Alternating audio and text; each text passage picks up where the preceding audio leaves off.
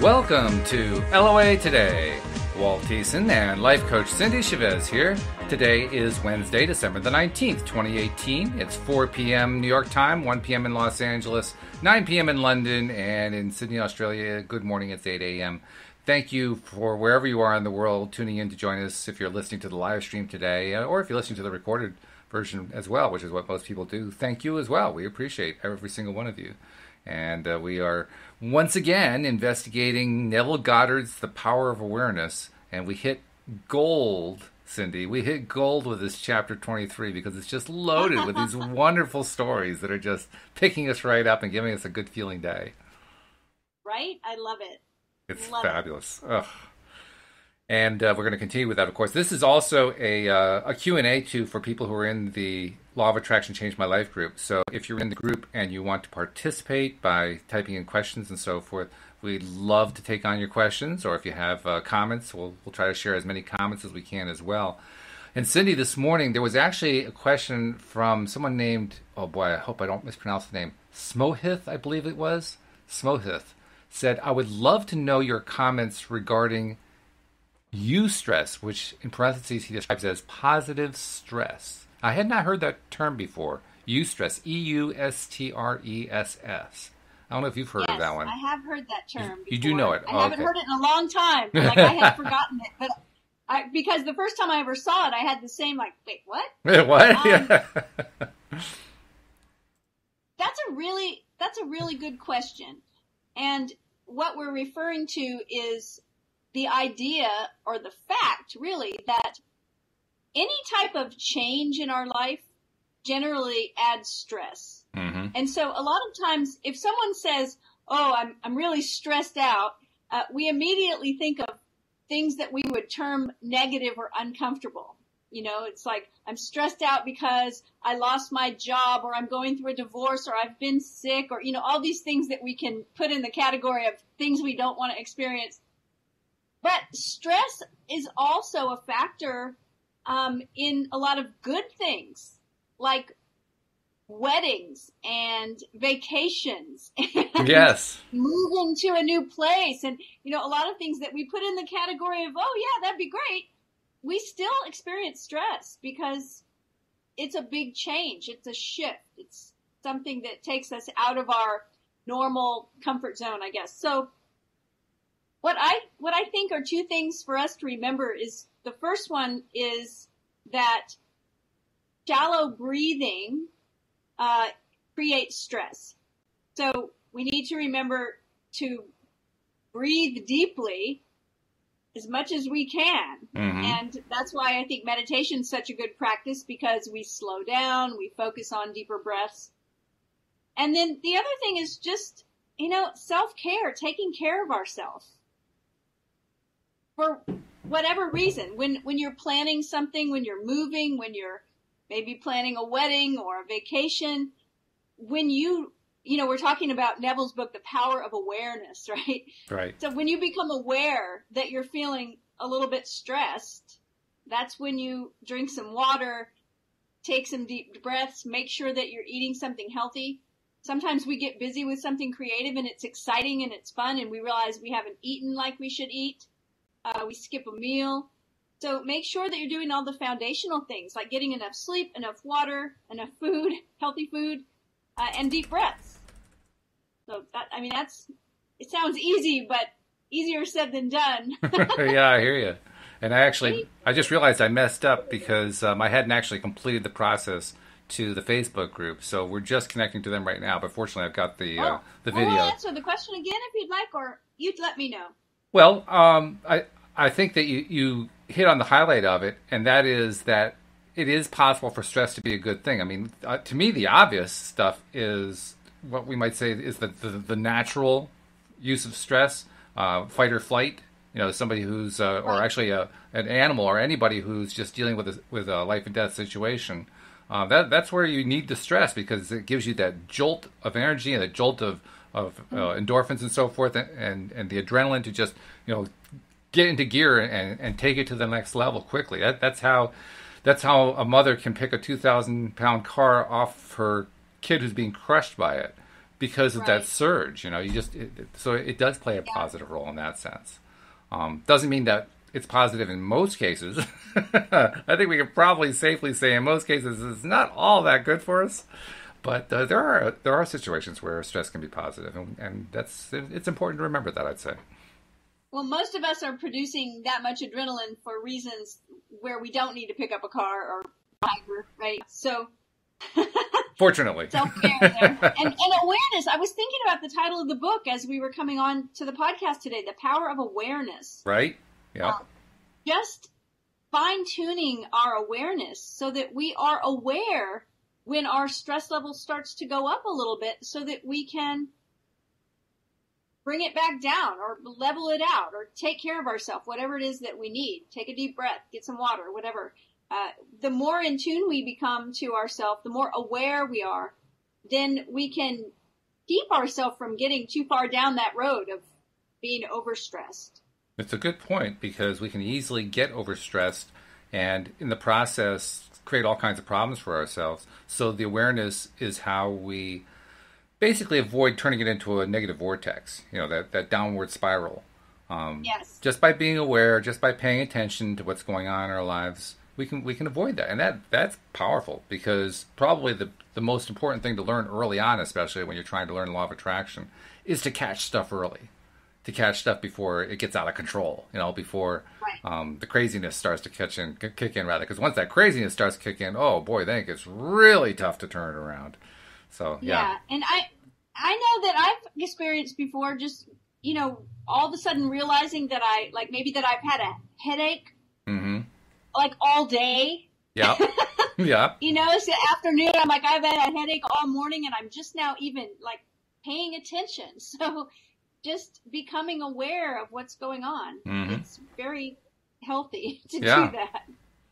So, well, good. I'm glad we got the question answered, even though it was asked in this morning's podcast, but at least we got it answered. So hopefully they'll see the answer and getting some benefit out of it. And by the way, feel free, if you're listening live in the group, which I think is finally working. Yes, it looks like it's working now. If you're listening live in the group, be sure to punch any questions you have into the dialogue, into the comment section, because we'll be glad to talk about them while we're also talking about Neville, because that's the main purpose of today's today's podcast is to carry on. I was like, wait, we're having a contest? It was news to me too.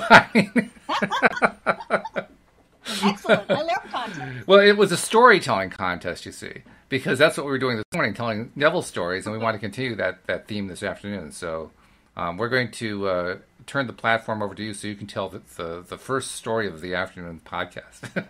I will, and I'm still smiling about the story this morning about the little boy that went with his grandmother to consult with Neville and sat there quietly playing with his toy and soaking it all in, and says as they're leaving, I know what I want. Now I know how to get it. Neville says, what do you want? A puppy. Grandma says, no. We've talked about this already. You can't have a puppy. And then she tells him, Mr. Neville's message was not for you. That's right. And Lynn was asking, what book is this? And Lynn, the compendium that I'm working from anyway is The Power of Imagination, which is a collection of stories that, and there's her copy that Cindy turned me on to. But the particular book in the topic, in the compendium that we're working on and have been working on for some time is The Power of Awareness. I don't know if you can see that, but there's the title page of the book, and we're on chapter 23 of that book. Which is a pretty long book by Neville standards. I mean, his chapters are only 2 or 3 pages long, but still, that's a fairly long. And this one's a really long chapter. This has got 7, 8, 9, 10 pages in it. Right. But it's been great because it's all been stories. And that story this morning really cracked me up because I wonder how many of us have ever been in a situation where we were all excited about law of attraction. Right. Until somebody that we lived with or somebody that we knew decided to use it too, and we got worried they were going to use it to attract something we didn't want, like a puppy, right? We might be able to collect some stories of our own. That was such a cool story, though, because not only did he attract the puppy, but he attracted the puppy in a way that his parents would accept. That was really cool. That was amazing. Amazing. So the next story is a business executive. So let's see what happens with him. Neville says, this story illustrates the successful use of the law by a New York business executive. And when Neville talks about the law, of course, we're talking about what he calls the law of assumption. Right. And that is that if we successfully can assume the feeling of our wish already fulfilled, it will harden into fact. Exactly. So he says, in the fall of 1950, an executive of one of New York's prominent banks discussed with me a serious problem with which he was confronted. He told me that the outlook for his personal progress and advancement was very dim. Having reached middle age and feeling that a marked improvement in position and income was justified, he had talked it out with his superiors. And they frankly told him that any major improvement was impossible and intimated that if he was dissatisfied, he could seek another job. This, of course, only increased his uneasiness. How many people have experienced that conversation, I have to ask? To have someone say, look, if you're not happy here, go find another position somewhere else. Yeah. Yeah, that's not a good feeling. It's not a good feeling, but it happens all the time. It's very common. Yeah. Yeah.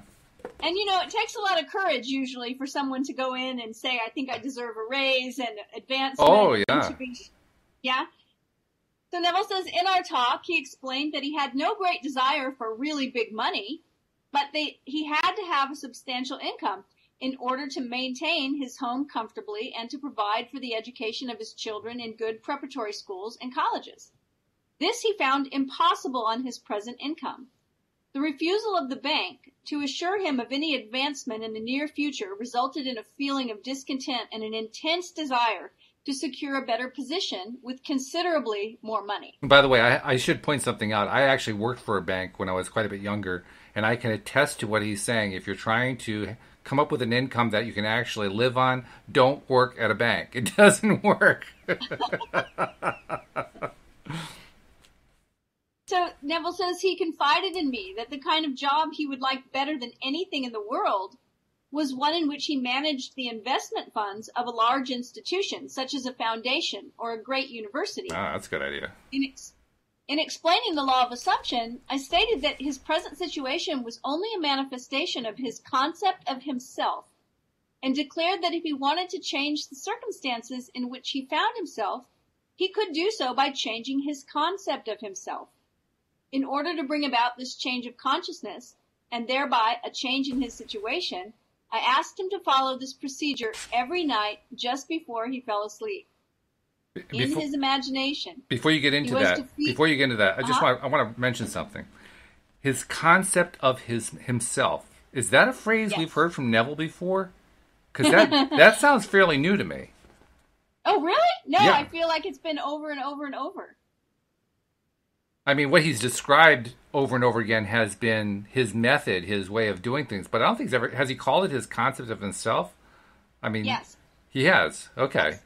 All right. Yes, and there have been at least 2 chapters in this book early on where he does talk about identity, and he uses that term a lot. So, okay, your concept of yourself, or when we talk about this, often we use phrases like your story. Yes, okay. Your I am story. Mm-hmm. And that's what Neville's talking about. But yes, he does use that. Okay. That term quite a bit. Let's see.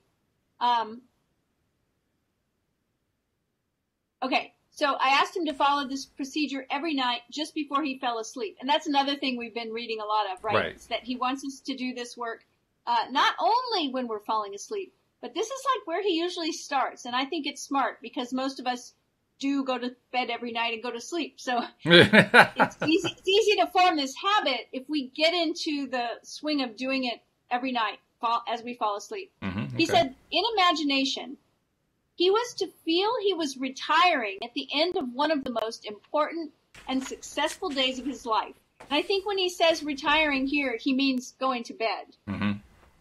Yes, and I don't not think like it comes retiring from a position. Right.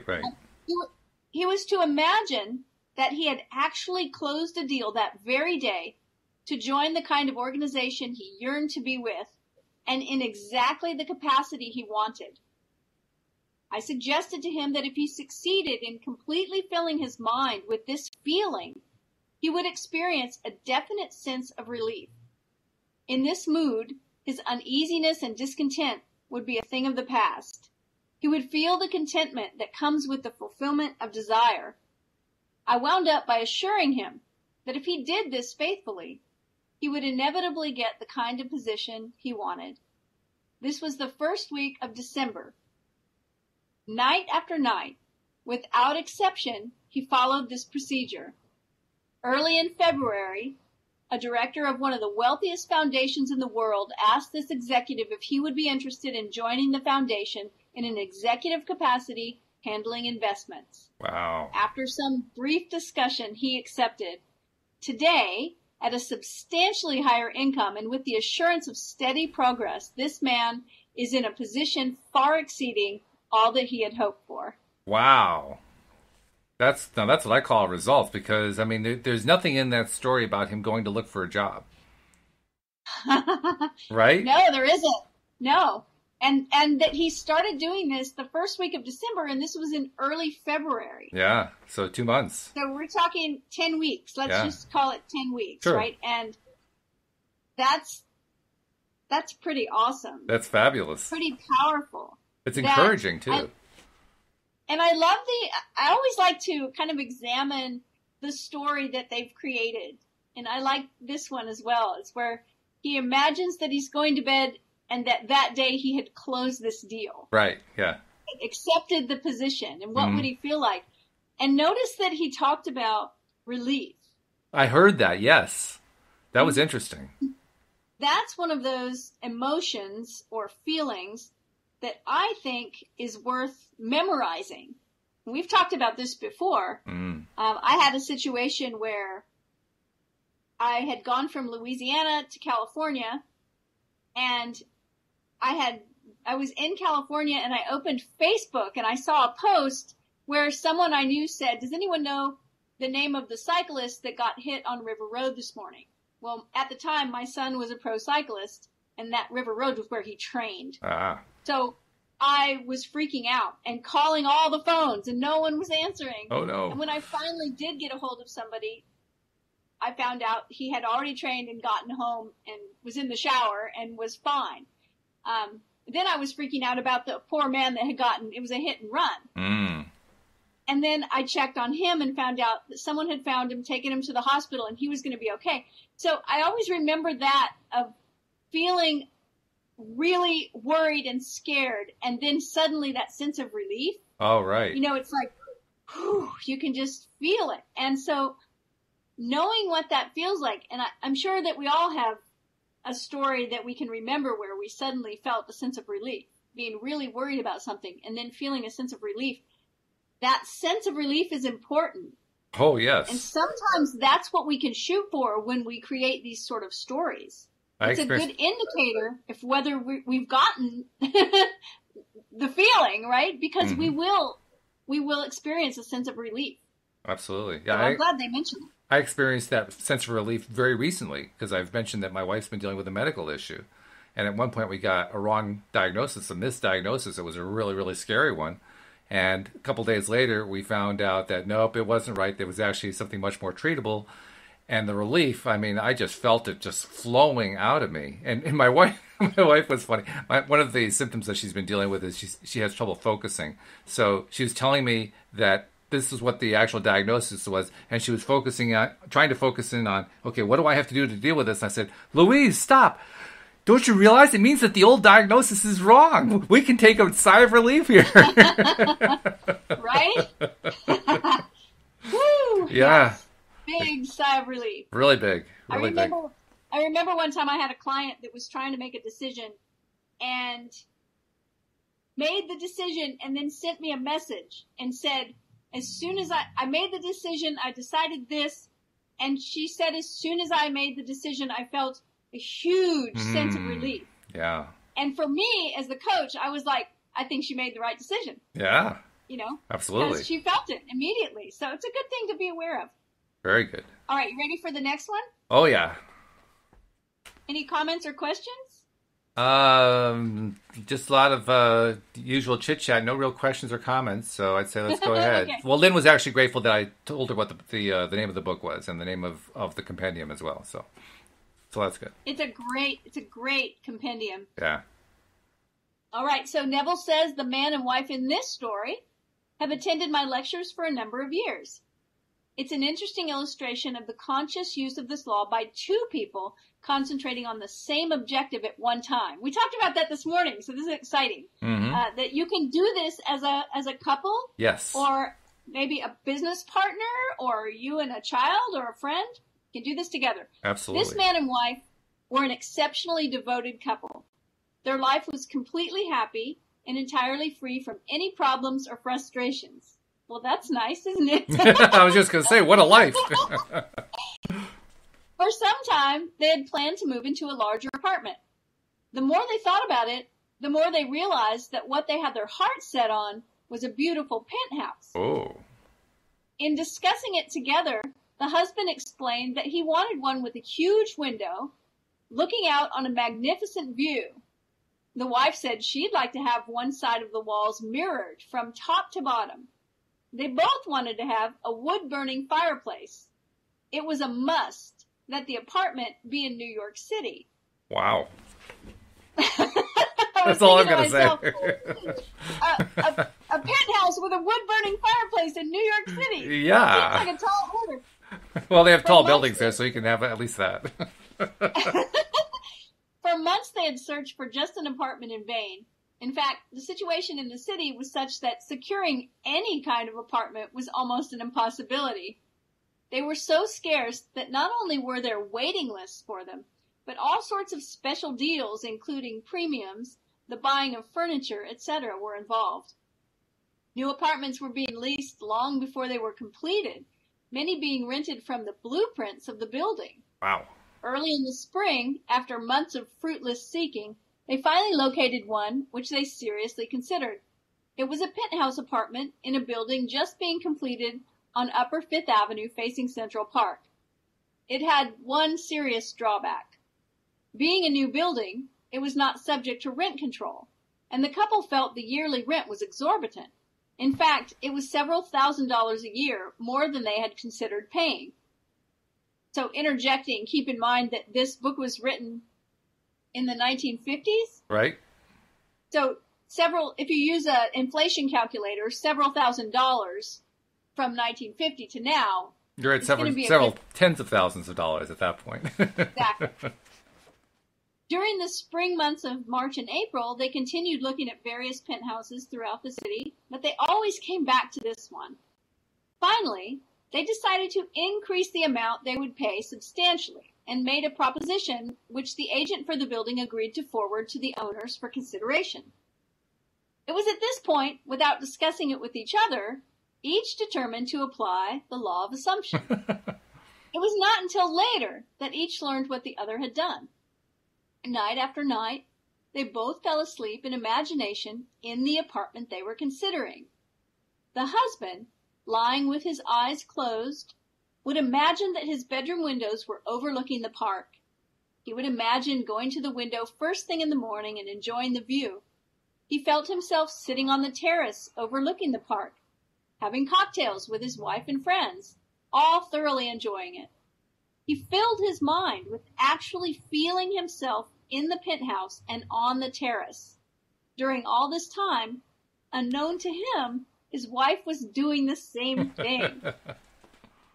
Several weeks went by without any decision on the part of the owners, but they continued to imagine as they fell asleep each night that they were actually sleeping in the penthouse. One day, to their complete surprise, one of the employees in the apartment building in which they lived told them that the penthouse there was vacant. Ah. They were astonished because theirs was one of the most desirable buildings in the city with a perfect location right on Central Park. Nice. They knew there was a long waiting list of people trying to get an apartment in their building. The fact that a penthouse had unexpectedly become available was kept quiet by the management because they were not in a position to consider any applicants for it.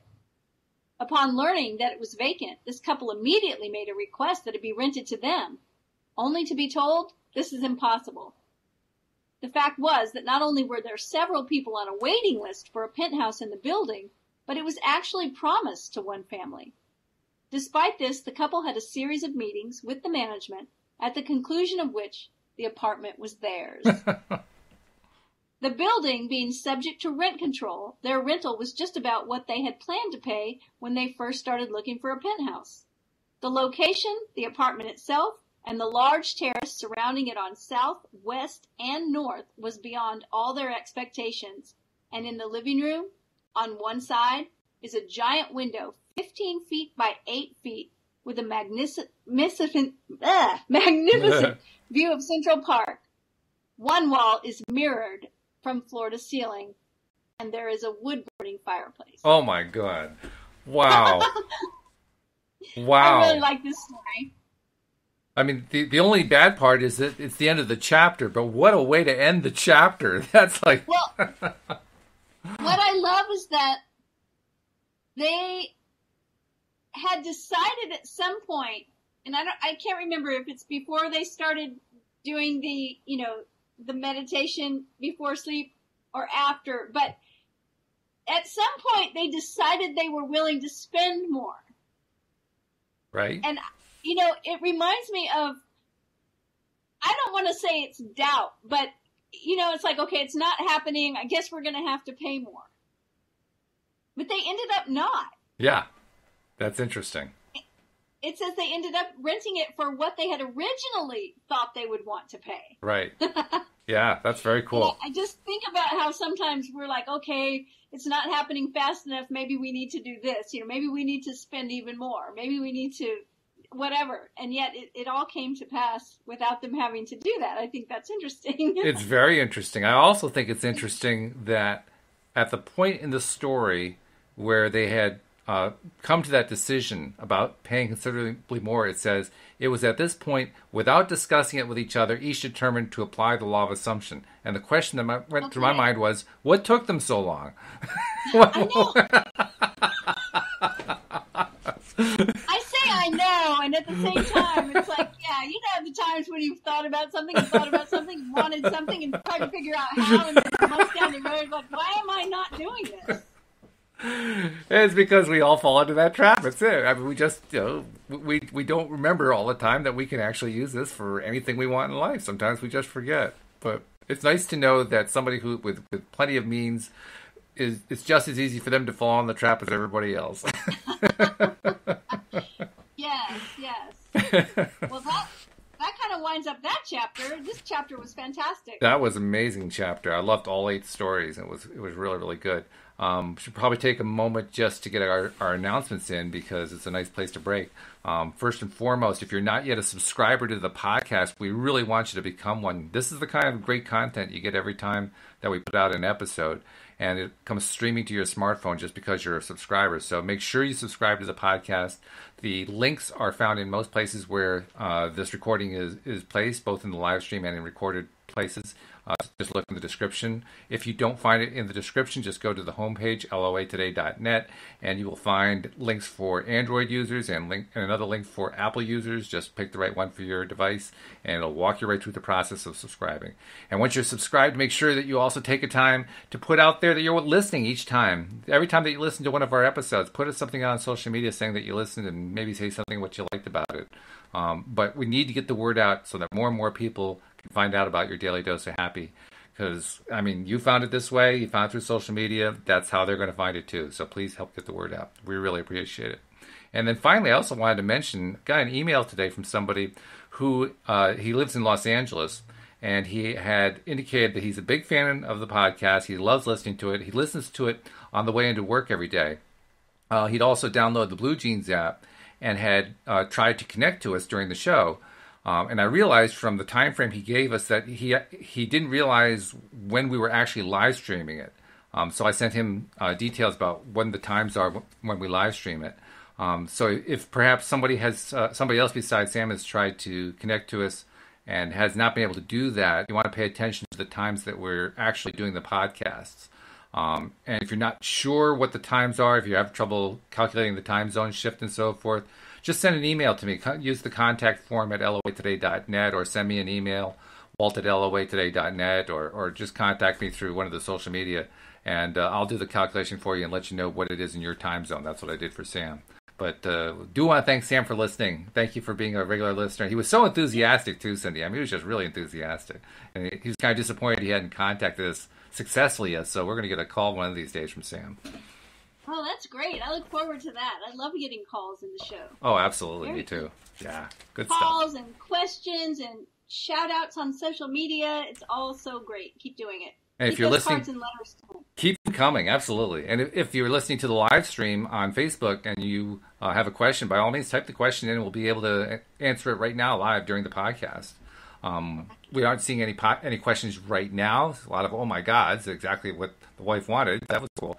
But beyond that, we're asking questions. So we'll just continue reading the next chapter in the book. But if you have a question and you're listening live, type it in, and I'll be watching the comment stream, and I'll grab it and pull it into the conversation. So, I have this idea that during those months or weeks of time when the couple was imagining this other penthouse that they thought they were going to get, right, and falling asleep every night, the people that lived in the penthouse they actually got were suddenly having a desire to put mirrors on one wall and put a fireplace in there. Oh, that's too funny. That is funny. The wife of that couple was like, I have no idea why, but I really want to put a mirror on this wall, right? Getting it all ready for the new owners. By the way, Deidre posted, she says, I have a story, but I'm not sure if it's been told on the show before. I pre-wrote it earlier so that I would not be distracted and miss anything on the podcast. May I share? It's a bit long to paste into the chat. Sure, we'd love to have you share. I mean, if you want to come on to the podcast itself, feel free. Or if you just want to put it in the chat, I mean, whatever way you want to convey it to us is great. But yeah, we'd love to hear the story. That'd be great. Yep, that would be great. Well, this next chapter, I'm waiting for a groan as the Tyler's failure. After all those great success stories. But we'll dive in and see how far we go. I'm not worried about failure, to be honest. I mean, I'm curious to see how Neville's going to view it. But I learned early on in life. I'm actually really glad because, and he says, this book would not be complete without some discussion of failure in the attempted use of the law of assumption. It's important. And because we do often hear people say it didn't work. Right. We hear lots of people say it is working. Yep. But we also have, especially people that are just beginning and they don't understand what's going wrong. So Neville says it's entirely possible that you either have had or will have a number of failures in this respect, many of them in really important matters. If, having read this book, having a thorough knowledge of the application and working of the law of assumption, you faithfully apply it in an effort to attain some intense desire and fail, what is the reason? If to the question, did you persist enough, you can answer yes, and still the attainment of your desire was not realized, what is the reason for failure? The answer to this is the most important factor in the successful use of the law of assumption. The time it takes your assumption to become fact, your desire to be fulfilled, is directly proportionate to the naturalness of your feeling of already being what you want to be, of already having what you desire. The fact that it does not feel natural to you to be what you imagine yourself to be is the secret of your failure. Regardless of your desire, regardless of how faithfully and intelligently you follow the law, if you do not feel natural about what you want to be, you will not be it. If it does not feel natural to you to get a better job, you will not get a better job. The whole principle is vividly expressed by the Bible phrase, you die in your sins. John 8:24. You do not transcend from your present level to the state desired. So once again, we need to reiterate what Neville's talking about when he talks about sin. Right. When Neville uses the term sin, he's going back to the actual original language that the definition of which is just to miss the mark. So if you imagine shooting a bow and arrow, or maybe throwing a dart at a dartboard, and you miss the bullseye, or you maybe miss the dartboard altogether, just miss the target. That's sin. And forgiveness of sin would be to aim again and aim better this time and hit the target this time. So when he talks about dying in your sins, I think he's talking about staying in that place where you're missing the mark. Is that what it sounds like to you? Yeah, I'd say so. Yeah. Yeah, I mean, again, that's Neville decoder ring territory, but it fits the way that he tends to think about things, so I'd say yes. And, we were talking about this morning, about assuming the feeling of the wish fulfilled until it becomes natural. Yes. Right? And it's kind of funny because I didn't know this was coming up, but he says, how can this feeling of naturalness be achieved? And here's the thing, if that's the most important thing, then we need to figure out how we can achieve it. Absolutely. Oh, yeah. Yeah. The secret lies in one word, imagination. For example, this is a very simple illustration. Assume you are securely chained to a large, heavy iron bench. You could not possibly run. In fact, you could not even walk. In these circumstances, it would not be natural for you to run. You could not even feel that it was natural for you to run. But you could easily imagine yourself running. In that instant, while your consciousness is filled with your imagined running, you've forgotten that you're bound. In imagination, your running was completely natural. The essential feeling of naturalness can be achieved by persistently filling your consciousness with imagination, imagining yourself being what you want to be or having what you desire. Progress can spring only from your imagination, from your desire to transcend your present level. What you truly and literally must feel is that with your imagination, all things are possible. You must realize that changes are not caused by caprice, but by a change of consciousness. You may fail to achieve or sustain the particular state of consciousness necessary to produce the effect you desire. But once you know that consciousness is the only reality and is the sole creator of your particular world, and have burnt this truth into your whole being, then you know that success or failure is entirely in your own hands. Whether or not you are disciplined enough to sustain the required state of consciousness in specific instances has no bearing on the truth of the law itself, that an assumption, if persisted in, will harden into fact. The certainty of the truth of this law must remain despite great disappointment and tragedy, even when you see the light of life go out and all the world go on as though it were still day. You must not believe that because your assumption failed to materialize, the truth that assumptions do materialize is a lie. If your assumptions are not fulfilled, it is because of some error or weakness in your consciousness. However, these errors and weaknesses can be overcome. Therefore, press on to the attainment of ever higher levels by feeling that you already are the person you want to be. And remember that the time it takes your assumption to become reality is proportionate to the naturalness of being it. I like that idea, right? I was thinking as we're reading this, we're talking about failure, that it's possible. Yep. And I think that most of the time it's because we give up.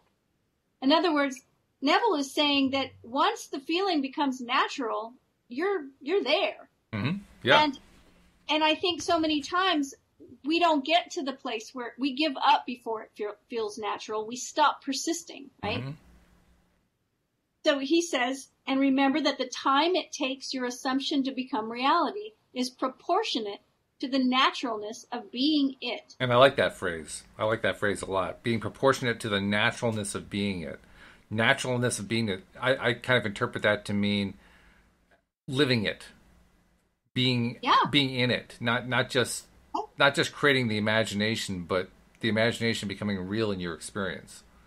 And I think if that is the goal, I've been doing I've told about some of the vignettes I've been doing lately, and in each case, I'm trying to do exactly that. That's exactly what I did too when we had that bad diagnosis for Louise. I mean, I was doing it fiercely. I was very fiercely getting into the feeling of the state of the wish fulfilled, and just living in that space. I mean, I was living in the space. Literally, for me, the vignette was Louise being like she used to be. Just lively and happy and full of energy and full of everything that we want to do in life and so forth. Just that being in that place, and I didn't have to work hard at it because I was pretty passionate about wanting to get her to be healthy again. But boy, it did make a difference to actually be in that the way he says it, proportionate to the naturalness of being it. My proportion was pretty close to 100%. I was really feeling that. What's interesting about that is that you'd already experienced that before. Yes. Like you've had that experience before of her being full of vim and vigor, right? And being healthy, and you knowing what that felt like. So it would seem that it would be something that would be pretty easy to feel natural for you. It would be, but what made the difference was the passion of it. Interestingly enough, the passion is what drove me. It's what gave me it gave me the easy access to the naturalness. That naturalness, I just kind of slipped into because the passion level was so high. Yeah. Oh, I love this. Such a good point. So he ends with this from Emerson. Man surrounds himself with the true image of himself. Every spirit builds itself a house, and beyond its house a world, and beyond its world a heaven. Know then that the world exists for you. For you the phenomenon is perfect. Mm-hmm. What we are, that only can we see. All that Adam had, all that Caesar could, you have and can do. Adam called his house heaven and earth. Caesar called his house Rome. You perhaps call yours a cobbler's trade, 100 acres of land, or a scholar's garret. Yet line for line and point for point, your dominion is as great as theirs, though without a fine name. Build therefore your own world. As fast as you conform your life to the pure idea in your mind, that will unfold its great proportion. Emerson. Yeah. It's interesting that a few of the philosophers and poets that Neville quotes, you can really see that they had this idea that he teaches. Oh, yeah. They had it down. They understood it, right? Really interesting, too. And I have to say, some of them, like Emerson, comes to mind. I read a fair amount of Emerson, and either I wasn't getting it or I was reading the wrong pieces because he reads these things and I say, why didn't I get this before? I don't even remember this at all. It's interesting. I'm not quite sure what's going on there. Well, I think it's interesting that even I've read Neville for, 10 years at least, maybe longer, maybe 15, and I'll go back and read a book I've already read, and all kinds of new things will pop out to me. I guess it's when the student is ready, the teacher will appear. Yeah, I guess so. Right. Exactly. Yeah. By the way, so, Deidre. Share a story with us? Yeah, Deidre shared her story. I'll read what she wrote. She said, "Here's another amazing Nevilleizing story." I like that word. I cannot find the exact lecture on YouTube where he told this story, so I will have to rely on my memory. A couple were attendees of Neville Goddard's lectures, and they wanted/needed to apply his instructions toward an issue they were having. They bought a house which had acres and acres of land on which they wanted to build an apartment building. They had no money to do this, not even a couple $100 in the bank, but they still wanted to have their apartment building with each unit occupied. They did what Neville told them to do and assumed the feeling of the wish fulfilled and created a scene in their imaginations whereby they have the building and the tenants. The couple did this, seeing the building in their mind's eye, entering each unit of the building fully decorated. They were happy to have what they desired, but in actuality did absolutely nothing but replay the scene in their minds. And shortly thereafter, they had a visitor show up on their doorstep. He was a contractor or a developer who apologized, saying that he normally did not do things like this, going to people. He said people came to him. He told them what his business was and talked to them about possible developments to their land. And they told him exactly what they wanted to do with their land, but that they did not have the money. He told them not to worry, he would see what he could do. And he returned the next day and told them he could finance the project himself if In years to come, they would repay him with interest after the project was completed and they had tenants occupying the building. They agreed and signed the papers for the project to begin, and within 2 weeks the builders broke ground and began the building project, and within months the couple had their apartment building just the way they imagined it, beautiful and fully rented, without putting one penny of their own money into the building of it. The story is much longer than this, but the bottom line is the law of assumption works just as Neville says it does when applied properly as he teaches. Very good. Thank you, Deidre. Hey, that's fantastic. That's a good story. I love these stories where help appeared from without. Yes. You know, from some other source, some other person, and how often the person was like, I don't usually do this. It's like they were moved to offer help. Exactly. It's pretty wonderful. And I'm not sure what he was referring to, but Jeffrey at one point said, "Thank you, Cindy. I feel like others are expecting me to fail at my dreams. It takes its toll." And I know exactly what he means by that, because when you have a dream that others are buying into and are actually contradicting and saying, no, that can't happen, you're kind of like the boy who wants the puppy. You're being told you can't have the puppy. You're not going to get the puppy. Don't listen to what Neville said. No, that's so true, right? It's like, and a lot of times, you know, I think the grandmother, her intention was good. Sure. Right? Like, she knew that the parents were not going to go for a puppy. Apparently, I think she said, we've talked about this already, right? It's like, you know, we've talked about this. Absolutely. And so she's trying to save the boy from disappointment. Mm-hmm. Right? In the same way that in Neville's own family, when the son was picturing their family name on the side of the building, and he didn't tell anybody but one person, his mother, and his mother tried to discourage him because she didn't want him to be disappointed. Right. I'm like, oh my gosh, I'm a mother. It's like, have I been doing this? You know, I hope not. But we do. We try to protect those that we care about. And sometimes, you know, it's easy to be a dream crusher in the process. So, oh no, you're dreaming too big. We don't want you to be disappointed. So you're right. I just be persistent and stay with it and hold the vision. You know, holding the vision is probably the most important skill we can learn in conscious creation. I think so. When everyone around us is telling us it can't happen, when everything our eyes see tells us it's not happening, to be able to hold the vision still. Yes. That's the magic maker. Yes. Right?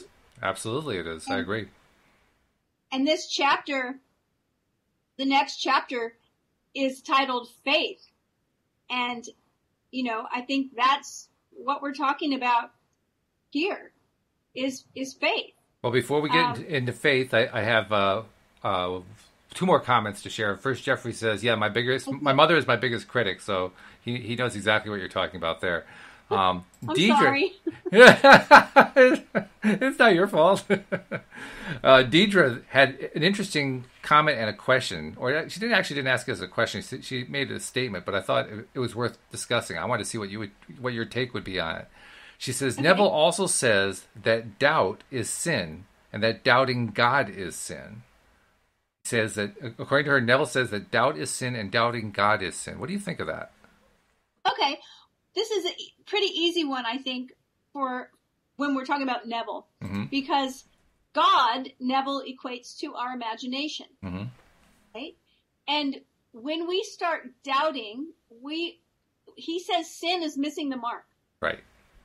Right? So if our faith is an arrow that hits the bullseye, then our doubt causes that arrow to miss the target. So it's sin. Doubt is sin because doubt is pulling our arrow away from the target. Doubt is causing our faith to go out of focus. Doubt is causing us to miss the mark.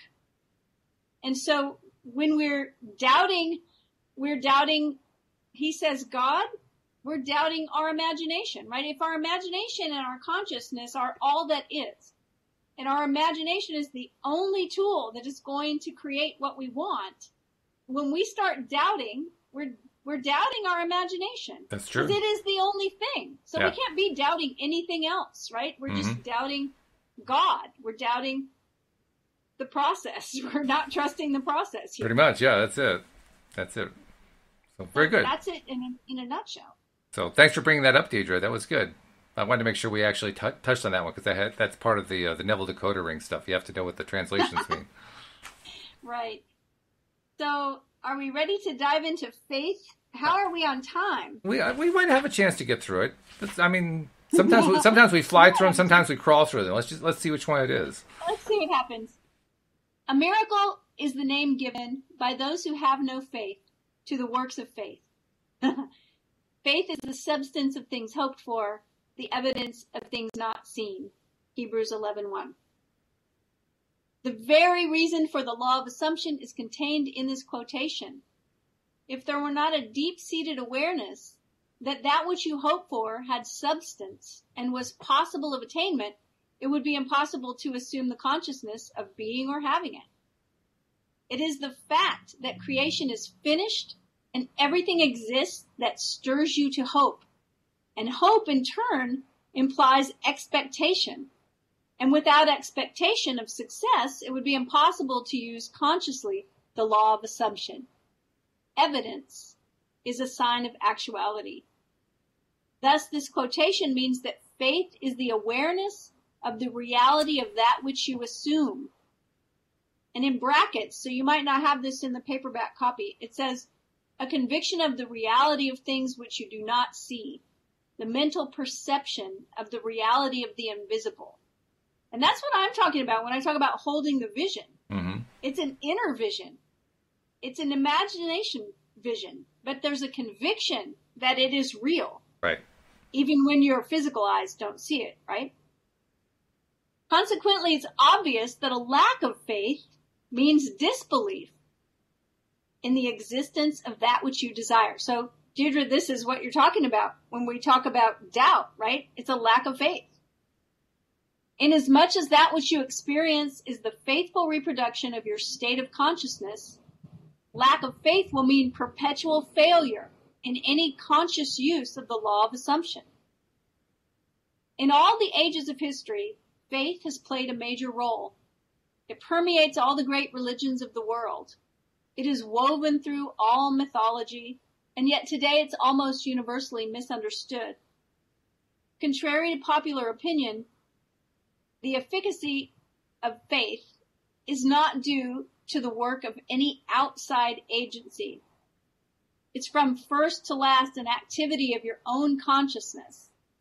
The Bible is full of many statements about faith, of true meaning of which few are aware.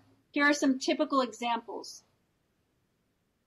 Unto us was the gospel preached as well as unto them, but the word preached did not profit them, not being mixed with faith in them that heard it. In this quotation, the us and the them make clear that all of us hear the gospel. Gospel means good news. Very obviously, good news for you would be that you had attained your desire. This is always being preached to you by your infinite self. To hear that which you desire does not exist, and you need only to accept it in consciousness, is good news. Not mixing with faith means to deny the reality of that which you desire. Hence, there's no profit, attainment possible.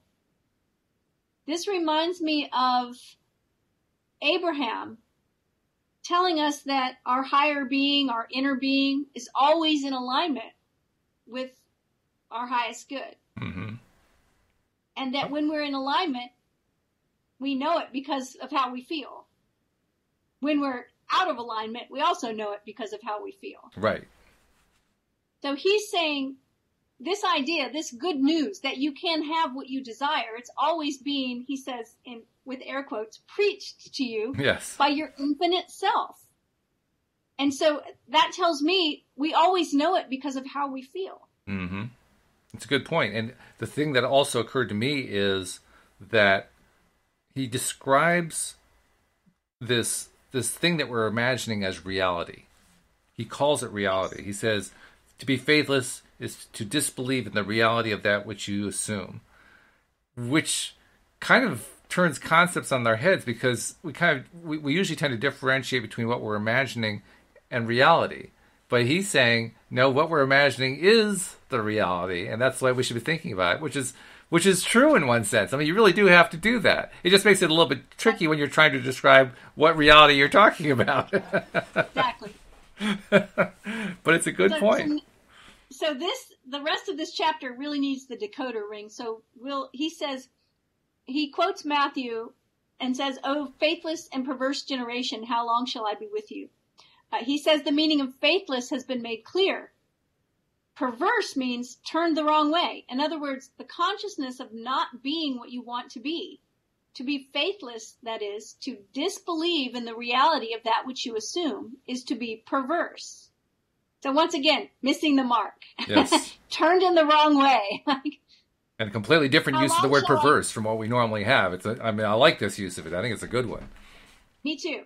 He says, how long shall I be with you means that the fulfillment of your desire is predicated upon your change to the right state of consciousness.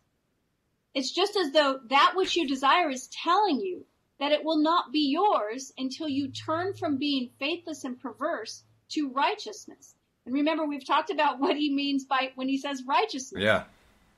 It's the rightness of your vision that you're holding, right? As already stated, righteousness is the consciousness of already being what you want to be.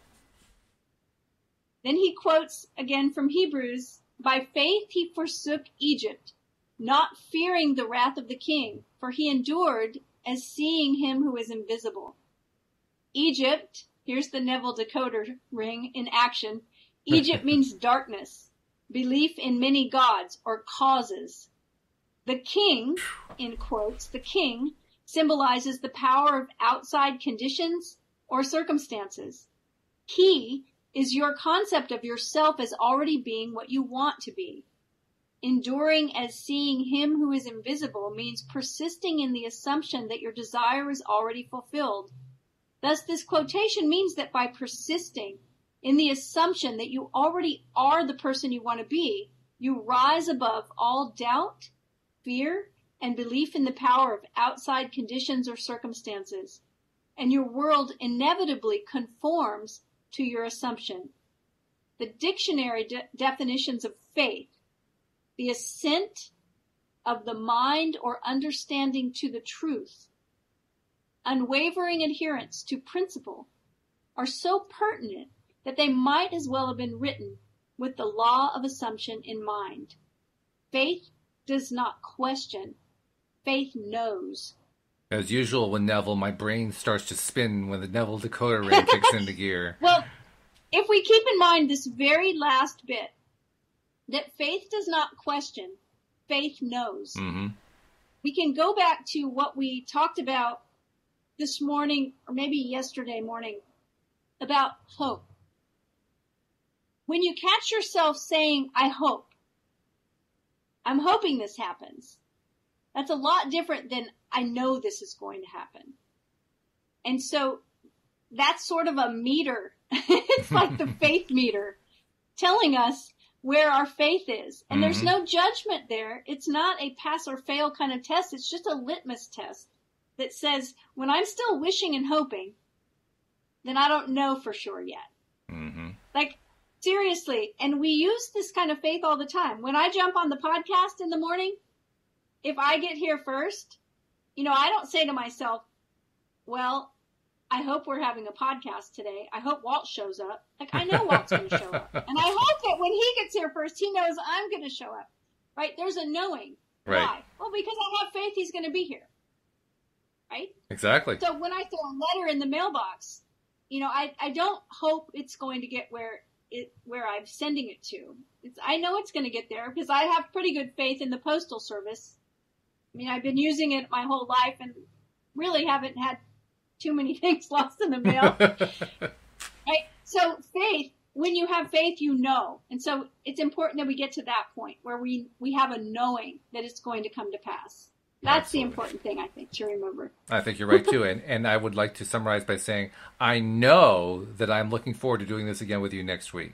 Because unfortunately, we're out of time for today. But I am absolutely 100% certain we're going to do this again next week. And I'm hoping very much... You're going to do it next week, but I'm going to be gone until next year. Did I say next week? I meant in 2 weeks. Mental lapse. But I do have faith that we will do this again. I believe he called that an error. Isn't that what he called that? That was an error.